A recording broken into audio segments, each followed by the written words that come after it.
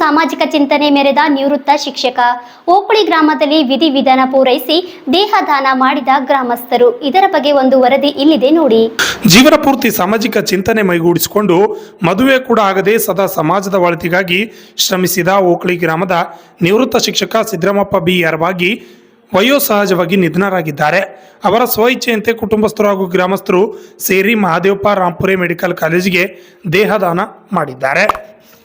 ವೈದ್ಯಕೀಯ ಸಂಶೋಧನೆ ಮತ್ತು ವಿದ್ಯಾರ್ಥಿಗಳ ಶಿಕ್ಷಣಕ್ಕೆ ಅನುಕೂಲವಾಗಲಿ ಎಂದು ಸ್ವಯಂ ಪ್ರೇರಿತವಾಗಿ 2021 ಮಾರ್ಚ್ 15ರಂದು ಸಿದ್ದರಾಮಪ್ಪ ಅವರು ದೇಹದಾನ ವಿಧೇಯಕ ಪತ್ರಕ್ಕೆ ಸಹಿ ಹಾಕುವ ಮೂಲಕ ದೇಹದಾನ ಮಾಡಿ ಸಾವಿನಲ್ಲೂ ಸಾರ್ಥಕತೆಯನ್ನ ಮೆರೆದಿದ್ದಾರೆ.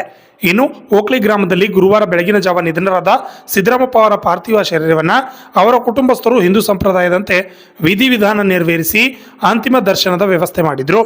ನಂತರ ಗುರುವಾರ ಮಧ್ಯಾಹ್ನ ಹೊತ್ತಿಗೆ ಗ್ರಾಮದ ಹೊರಭಾಗದವರೆಗೆ ಮೃತದೇಹ ತಂದು ನಿಯಮಾನುಸಾರ ಮಹಾದೇವಪ್ಪ ರಾಂಪುರೆ ಮೆಡಿಕಲ್ ಕಾಲೇಜಿನ ಸಿಬ್ಬಂದಿಗೆ ಒಪ್ಪಿಸಿದ್ದಾರೆ.